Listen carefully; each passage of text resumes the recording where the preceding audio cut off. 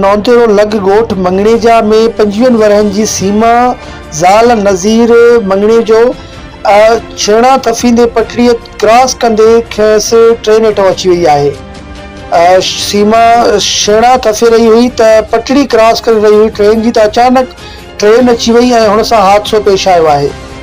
नौंतेरो लॻ ॻोठ मंगणेजा में जेको आहे त ट्रेन जी पटड़ी क्रॉस कंदे 25 वरहनि जी सीमा ट्रेन हेठों अची फौत थी वई आहे। मालूम थियो आहे त सीमा ट्रेन जे पटड़ीअ ते छेणा तफ़ींदे ट्रेन जी पटड़ी क्रॉस करे रही हुई त अचानक कीअं ट्रेन अची वई ऐं हू ट्रेन हेठों अची फौत थी वई।